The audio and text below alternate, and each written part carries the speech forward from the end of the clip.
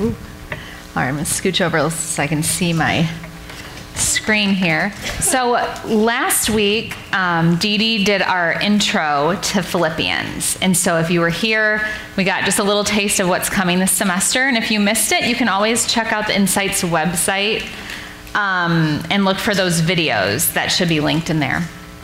And that's all that information's in the front of your binder. Since we were downstairs last week due to the Orange Conference, kind of had a weird first start, it was nice to drive in and have more parking spaces this morning. So we wanted to show, normally Dee Dee would have shown this last week as an overview of Philippians from the Bible Project, an incredible website, incredible resource, totally free. And I hope you grabbed, if you didn't yet, out front there was some posters that I had, so you can put those in your binder and look through them as we go through the video if you want, or look at them later. If you already watched the video on your own, good job. You get extra credit. But honestly, you could watch this 5 times and still get something new every time you watch. So let's watch this together and then I'll get started.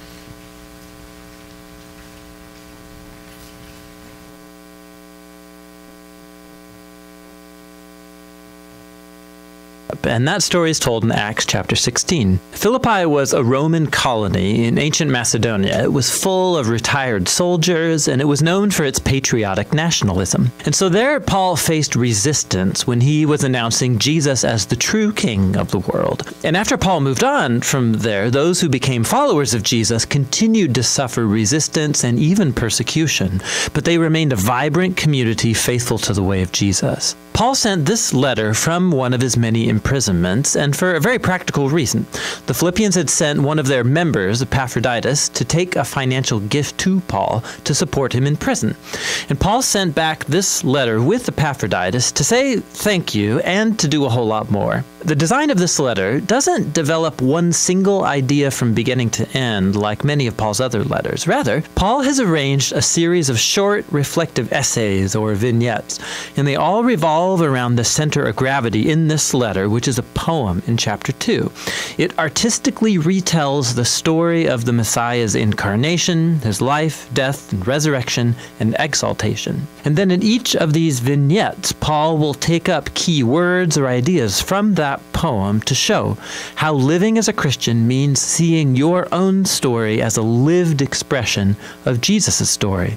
So Paul opens the letter with a prayer of gratefulness, and he thanks God for the Philippians' generosity, for their faithfulness, and he expresses his confidence that the life-transforming work that God has begun in them will continue into greater and more beautiful expressions of faithfulness and love. And Paul then focuses on their obvious concern at the moment, which is his status in prison. Being in a Roman prison was no picnic, but it paradoxically has turned out for good to advance the good news about Jesus. So all of the Roman guards, the administrators, they all know that Paul's in prison for announcing Jesus as the risen Lord. And his imprisonment, it's inspired confidence in other Christians to talk about Jesus more openly. And Paul's optimistic that he will be released from prison, but it's possible that he could be executed. And as he reflects on it, that actually wouldn't be so bad, because for me, Paul says, life is the Messiah. And so dying would be a gain. For Paul, his life in the present and in the future, it's defined by the life and love of Jesus for him. And so if he's executed, that means he'll be present with Jesus, which would be great for him. And if he's released, well, that would mean he could keep working to start more Jesus communities, which would be better for other people. And so that's what he hopes for. And notice how his train of thought works here. Dying for Jesus is not the true sacrifice for Paul. Rather, it's staying alive to serve others. And so that's Paul's way of participating in the story of Jesus, to suffer in order to love others more than himself. Paul then turns to the Philippians, and he urges them to participate in Jesus' example by taking up this same mindset. He says, your life as citizens should be consistent with the good news about the Messiah. So these Christians in Philippi, they were living in a hotbed of Roman patriotism, but their way of life was to be shaped by another king, Jesus. And that might bring persecution, but they are not to be afraid, because suffering for being associated with Jesus, it's a way of living out the story of Jesus himself. Which leads Paul into the great poem of chapter 2. It's rich with echoes of Old Testament texts, specifically the story of Adam and his rebellion in Genesis 1 through 3, and the poems about the suffering servant in the book of Isaiah. This poem is worth committing to memory. It is a beautifully condensed version of the gospel story. So before becoming human, the Messiah pre-existed in a state of glory and equality with God. And unlike Adam, who tried to seize equality with God, the Messiah chose not to exploit his equal status for his self-advantage. Rather, he emptied himself of status. He became a human. He became a servant to all. And even more than that, he allowed himself to be humiliated. He was obedient to the Father by going to his death on a Roman execution rack. But through God's power and grace, the Messiah's shameful death has been reversed through the resurrection. And now God has highly exalted Jesus as the King of all, bestowing upon him the name that is above all names, so that all creation should recognize that Jesus the Messiah is Lord, to the glory of God the Father. Now that last statement is astounding. Paul's quoting from Isaiah chapter 45. It's a passage where all creation comes to recognize the God of Israel as Lord. Paul's point here is very clear. In the crucified and risen Jesus, we discover that the one true God of Israel consists of God the Father and the Lord Jesus. And so for Paul, this poem, it expresses his convictions about who Jesus is, and it does more. It offers the example of Jesus as a way of life that his followers are to imitate. And so that's why Paul immediately goes on to tell two stories. First about Timothy, then about Epaphroditus, because they are both examples of people living out Jesus' story. So Timothy's like Jesus because he's constantly concerned for the well-being of other people more than his own. And Epaphroditus, who the Philippians sent with their gift, he ended up risking his life to serve Paul in prison. He got so sick he almost died trying to help Paul. But God had mercy on him and Paul by sparing him the loss of a friend. Paul's point here is that these are the kinds of people who are living, breathing examples of the story of Jesus, and they are worthy of imitation. Paul then turns to his own story as an example. So those Christians who had been demanding circumcision of non-Jewish Christians, remember his letter to the Galatians, these people are still stirring up trouble for Paul, and they keep reminding him of his own past, when he used to persecute Jesus' followers, when he tried to show his right standing before God by his zealous obedience to the laws of the Torah. But like Jesus, Paul has given up all of that status and privilege. He now regards all of it as filth, and the word he uses is actually much less polite.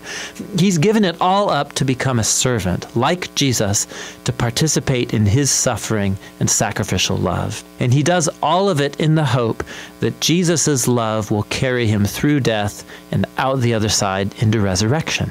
So Paul says that for followers of Jesus, their true citizenship is in heaven, which for Paul does not mean that we should all hope to get away from earth and go to heaven one day. Rather, heaven is the transcendent place where Jesus reigns as king. And he says we're eagerly awaiting our royal Savior to come from there and return here to bring his kingdom of healing justice and transforming love to bring about a new creation.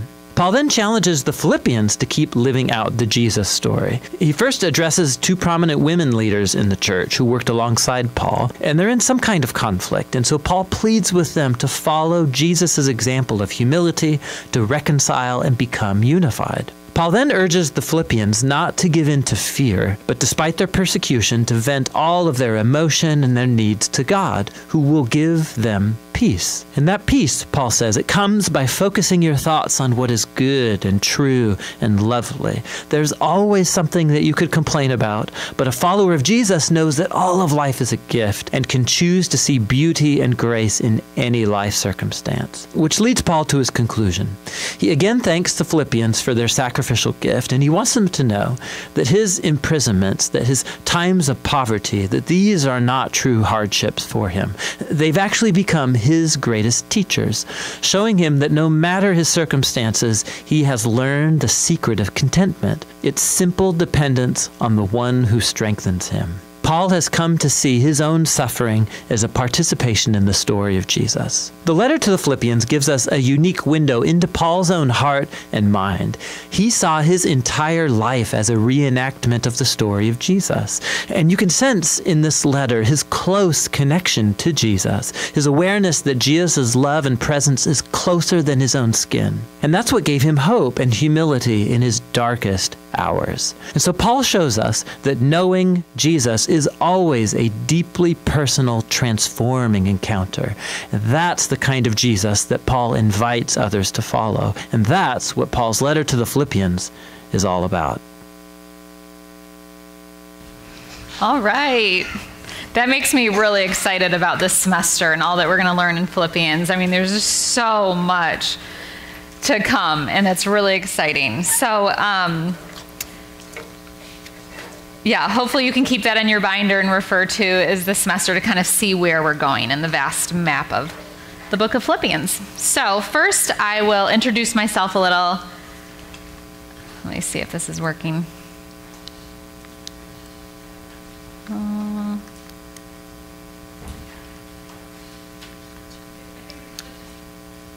Is that the... Oh, you have to plug this in. Yeah, that would have helped. Okay. I got such a nice introduction this morning. I'm like, oh, I hope I can live up to the hype. But yeah, my name's Lindy Underdown, and so here's my family. That's my husband, Cameron, and we have a 10-year-old, 8-year-old, and a 3-year-old. This was Janie's first Tigers game, and my husband's birthday party, because he said he had to see Miguel Cabrera one more time before he retires. And so that's a little bit about us. And like I said earlier, my Aunt Dee Dee is the one who writes the curriculum and did our introduction last week. And she showed us some really fun photos of her trip to Philippi. And so I had to copy her and show my photos. So when I was a senior in college, my parents took me to Turkey and Greece with my grandma, some aunts and uncles, people from Kensington.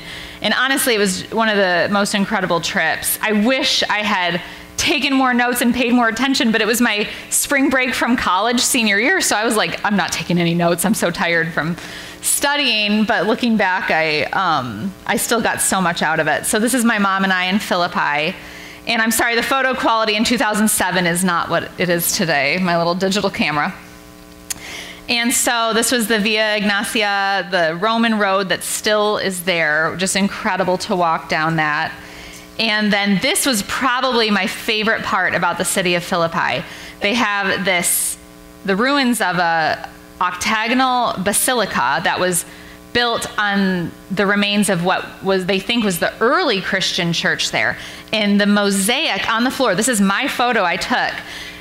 If you look closely, now this is not my photo, this is a zoomed in one I found on Google. But if you look closely, the inscription reads, Porphyrios, bishop, made the embroidery of the Basilica of Paul of Christ. And right there in the bottom left yellow, you can see pi, alpha, upsilon, lambda, omicron, if you know your Greek. That's Paulos, right in the bottom corner. So you can see his name written there by one of these bishops, that this church was built basically in memory of him. And they know that Porphyrios, at the very top, the name of this mason, or whatever you would call him, who did the stonework, that there's records of him attending the Council of Serdica, and so they can date this mosaic floor to 313 to 343 AD. So this is like 1700 years old.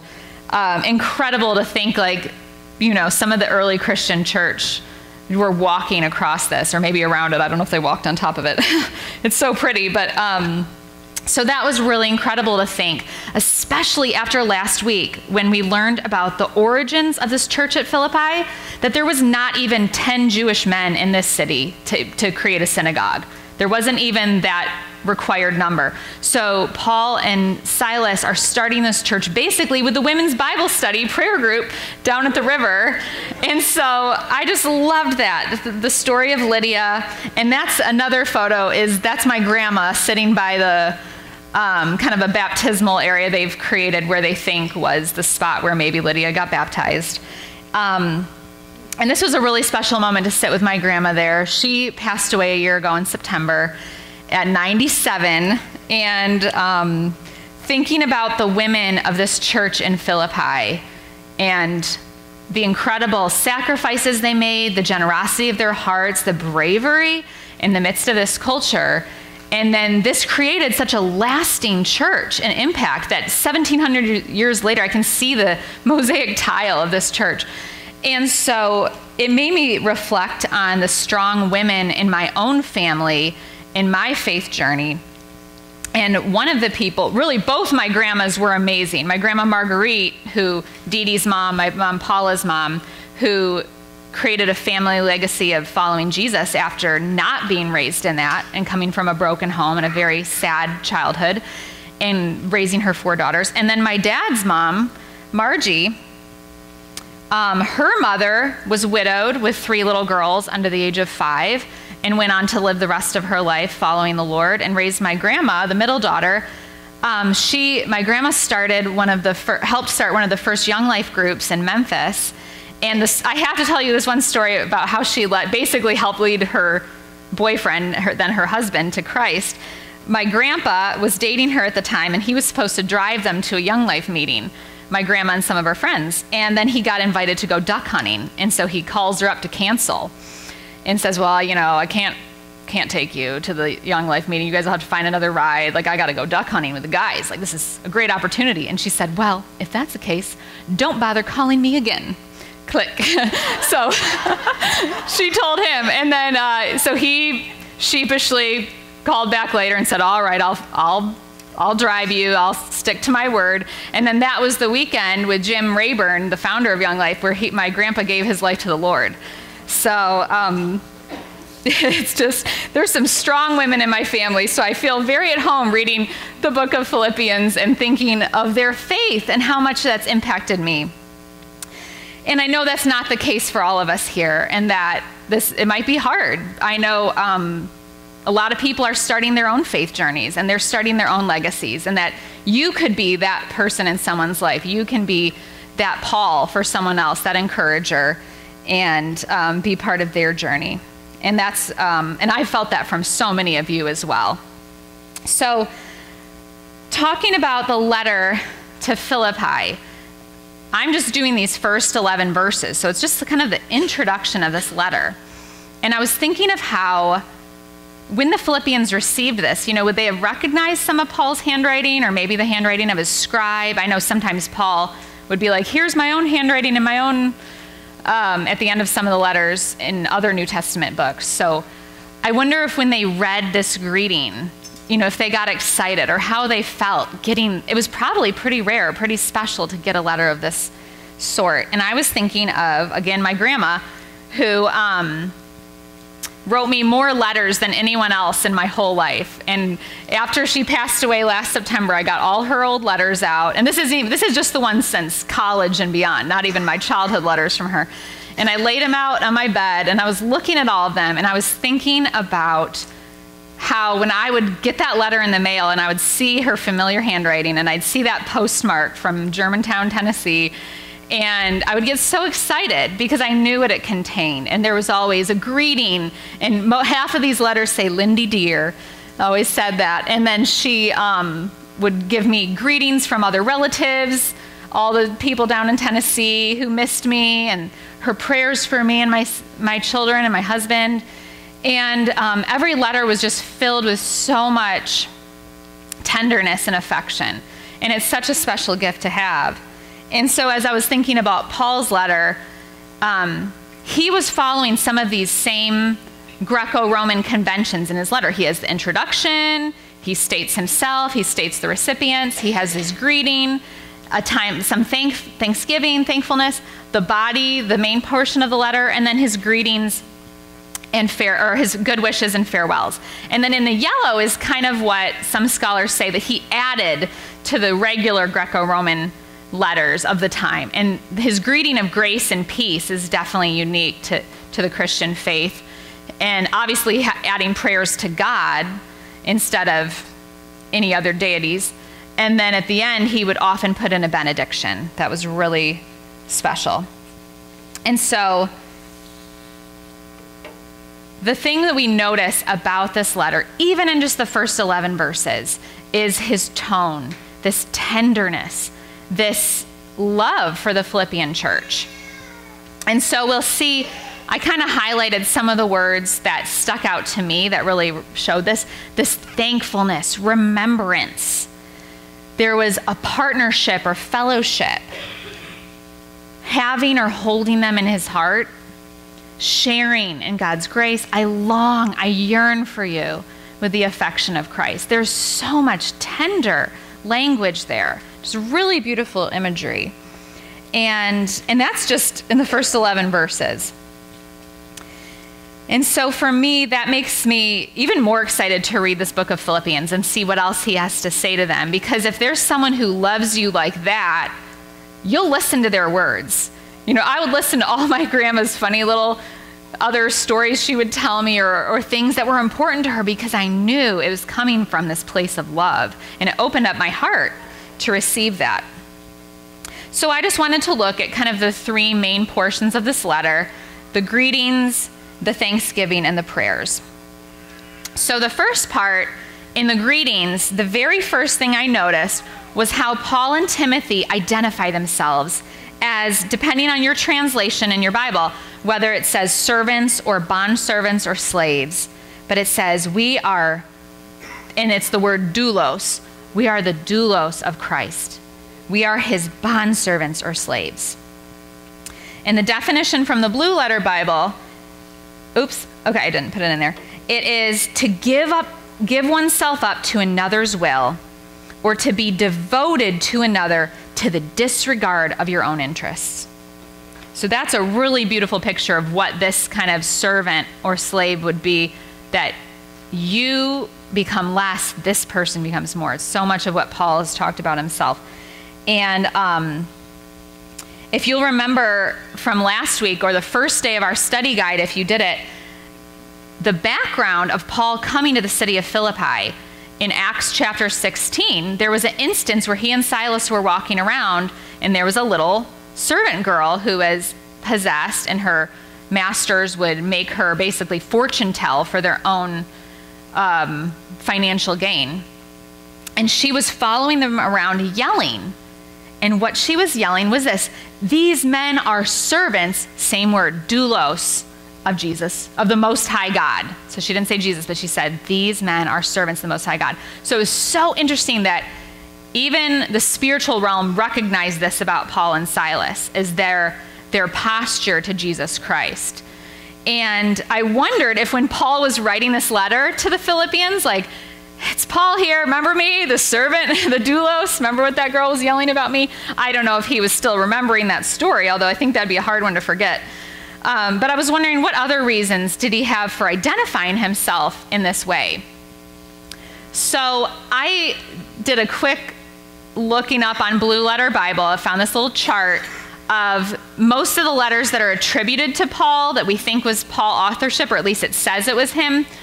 And most of the time you can see he starts his letters to these other churches as Paul, an apostle. He calls himself an apostle very often. Or sometimes he doesn't really say anything at all, like in Thessalonians, he just says Paul, Silas, and Timothy. But there was 3 instances where he calls himself doulos. And it was the letter to the Romans, the letter here to the Philippians, and then his letter to Titus, who was stationed at Crete. And so I was wondering, is there a common denominator here? Is there a reason that he would use doulos for these letters, for these people, but then for the other letters he would call himself apostle? And I thought, again, this is just me guessing. I don't know the correct answer. But I thought it was really interesting. What do we know about Rome and Philippi and Crete? The 3 letters where he called himself doulos. Well, Rome, obviously, the center of the Roman Empire, the might of Rome. We have Philippi, which from the Archaeological Study Bible, they said, Philippians were proud of their Roman heritage, and they dressed like Romans. They often spoke Latin and were essentially a Roman city in Greece. They enjoyed the same legal rights as those in Italy, and Latin became the common language. Many were retired military men who had been given land in the vicinity and who in turn served as military presence there. So here's Philippi, another station of the might of Rome and the power of their military. And then in researching Crete, the location of the letter to Titus, it said Crete was conquered by Rome in 69 BC and became a Roman province. Archaeological remains suggest that Crete, under Roman rule, witnessed prosperity and increased connectivity with other parts of the empire. So these are three locations that seem like they are enjoying the spoils of the Roman Empire. They are enjoying the might of Rome. At what expense? The networks of thousands of oppressed people groups and thousands upon thousands of other doulos, servants or slaves. And so I thought it was really interesting that Paul says, I'm a servant, I'm a doulos of Jesus Christ, not of Rome. And if you look around your city and you see all these people, just remember that is what we're called to be, a servant of Jesus Christ. And I thought that was a really powerful picture of him saying the kingdom of heaven is not like the kingdom of Rome. And in fact, they're diametrically opposed. And so in our study guide this week, we were reminded from Romans 6:16 that says, don't you realize you become the slave of whatever you choose to obey? You can be a slave to sin, or you can choose to obey God, which leads to righteous living. So a great reminder for the people of Philippians and a great reminder for us today of where our true allegiance lies and to be aware of what we are obeying. That is to the gospel of Jesus Christ.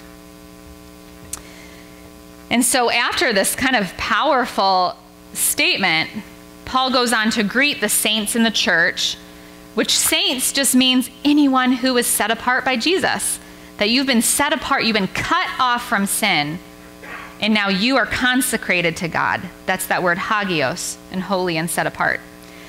And so that's everybody in the church who's accepted that. And then also he greets the elders and the deacons, the church leadership. That's kind of been emerging since his last visit, which they think was maybe had been around 10 or 11 years since he had first started the church that he was writing this letter. And so then he greets them all with grace and peace. So even just in those few short lines, I feel like there's so much packed in there. So next we move on to the Thanksgiving portion. So when I've written letters in the past to people, I've never had to dig that deep to come up with something to be thankful for. Usually I'm just thankful for the person I'm writing to or things going on in my life. I've also never been wrongfully imprisoned. And so when I think of Paul writing this letter in chains, that he's able to find this joy and this thankfulness, it really puts it in perspective for me. And it just goes to show that his thankfulness is not a product of his circumstances, but instead it's an outpouring of the Holy Spirit, leading up until that secret that we'll learn later in chapter 4, that his secret of being content, which is obviously through Jesus Christ.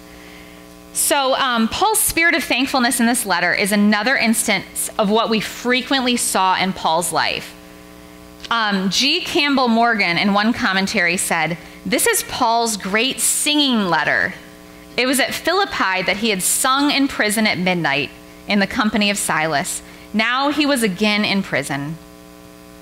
And so as Paul was writing this letter in prison, once again, I think of him remembering his time in Philippi in prison, singing in the joyfulness in that prison when, after the situation with the little girl who he had cast the demon out of, and then her masters had come after him.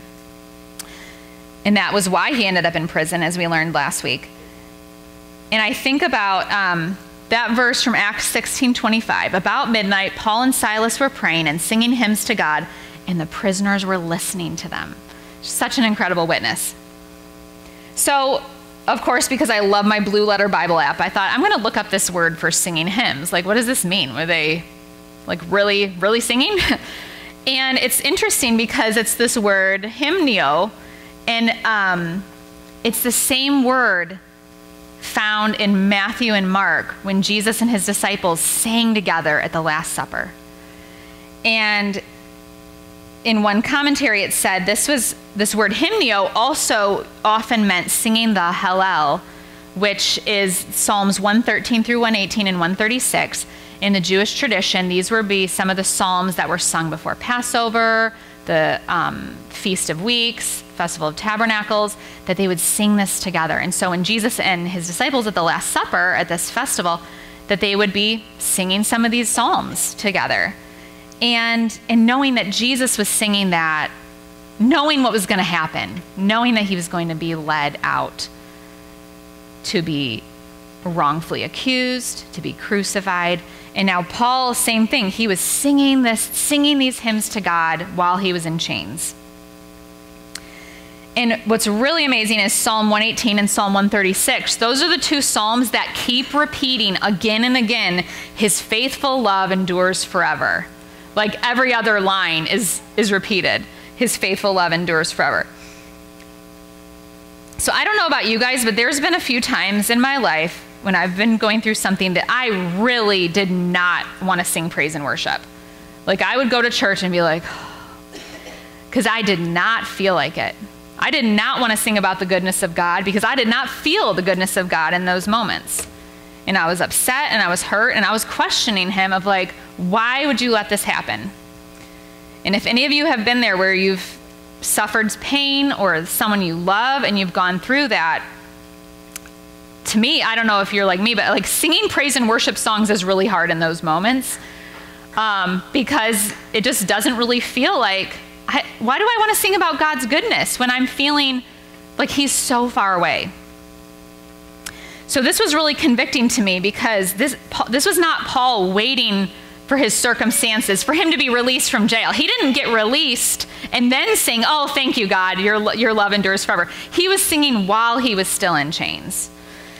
And so that was really powerful to me, that we're called to praise God and worship him even when our circumstances don't really warrant it. It doesn't really seem like he's in control. But we remind ourselves, in a lot of the other Psalms, 113 and the earlier ones, is singing back what God had done for Israel. It's remembering what he's done in the past and hoping and trusting that he's going to be good in the future, even if you don't feel like it. And so that, to me, was just evident in Paul's letter in this beginning section, that the spirit of thankfulness, the spirit of praising God for these people, even in the midst of hardship, is so powerful. And I loved the words that he used when he was thanking them. There are these really rich words that kind of both have the same root, and that he's thanking them for their partnership and their fellowship. That's that word koinonia. That fellowship, association, community, joint participation, the sweet communion of being together with believers. And the same thing, that they're partakers, they're sharers of grace with him. And there's a little prefix added to that, the I'm going to say it wrong, koinonios. But it's basically even more, like it was already joint and together, but it's even more like with joint together. So this picture of this church diving in with him in his sufferings, diving in with him in his imprisonment, diving in with him financially, diving in with him prayerfully, like in every possible way they could, sending people to him. They are partnering with him. And again, another beautiful picture of what the body of Christ should look like in terms of, as we are in that community, that it's not just prayers, it's not just actions, it's not just words, it's all of it together. And so it's because of this that Paul is able to say in verse 6 with confidence, and I didn't put that one in either, I'm sorry, that he who began a good work in you will carry it on to completion until the day of Christ Jesus.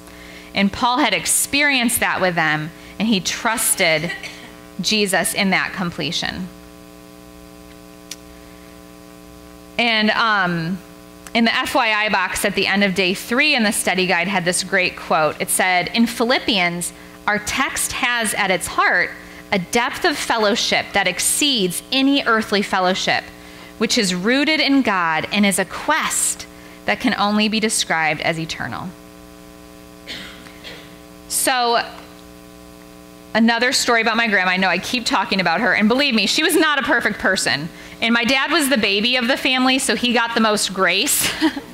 But if you talk to the older siblings, they'll tell you a lot more other stories about her.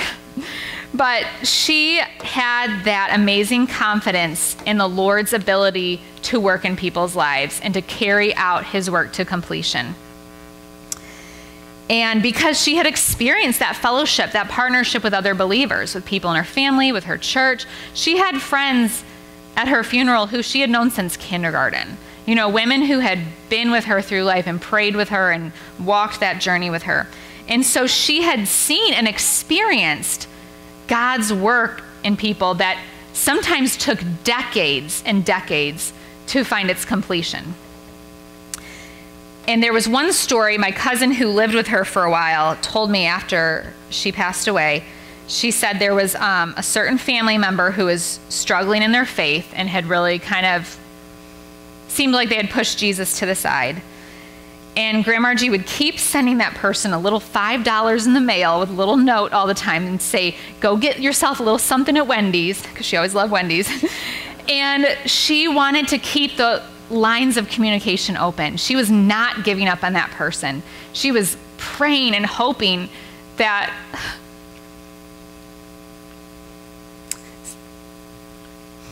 didn't think I was going to cry this morning, but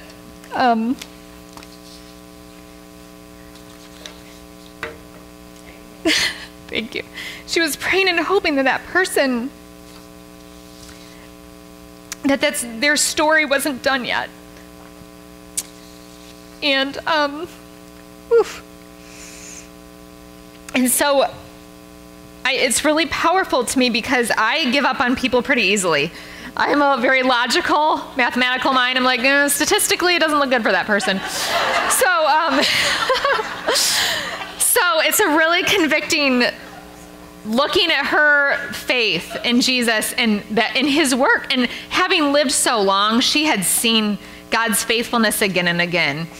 And she believed in that. And so she trusted that this person's not done yet. God's got something for them.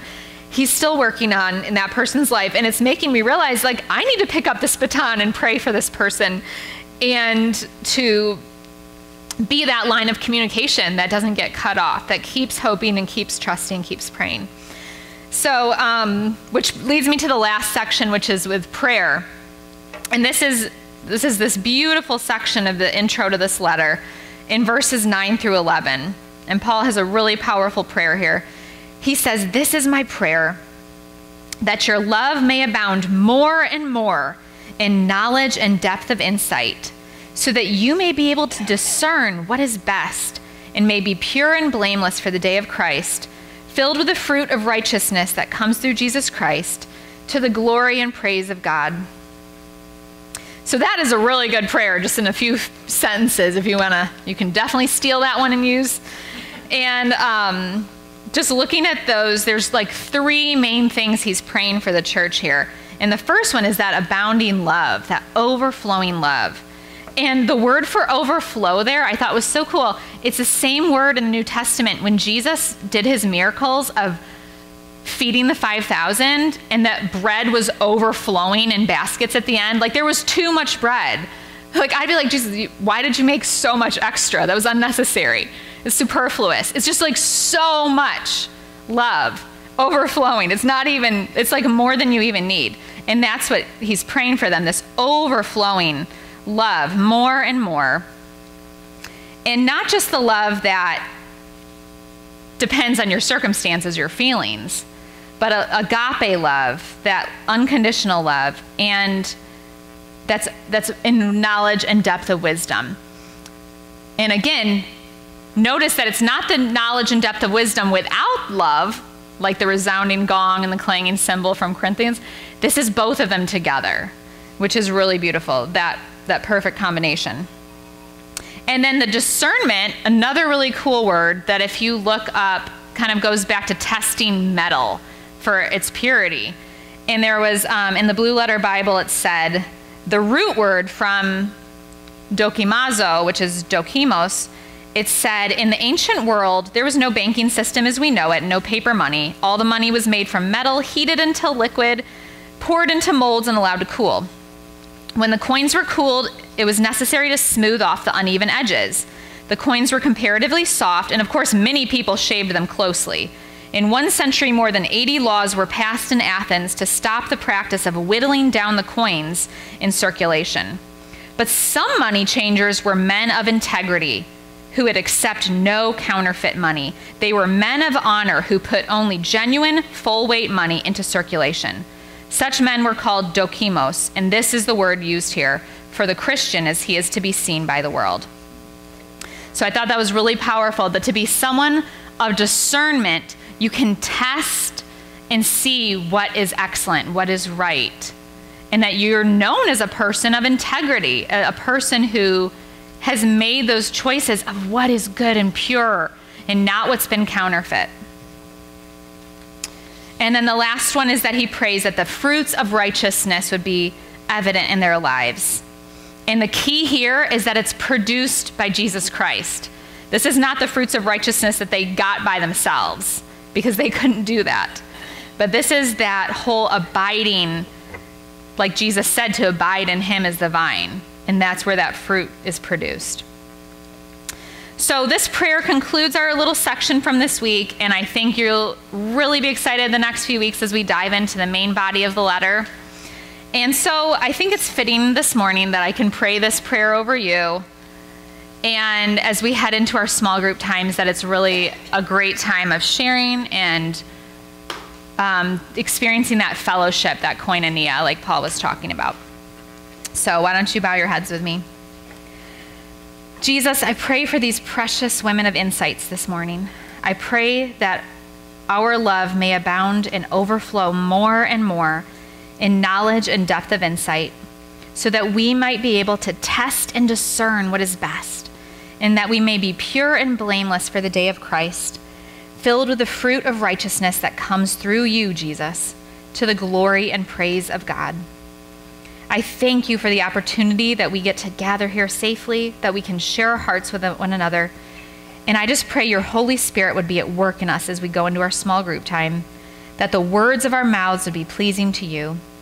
And as we go about our week, Lord, that we would be filled with thankfulness and praise for you that transcends our circumstances, that we would be moved to pray for those who are far from you, and we might encourage others around us with our words and actions.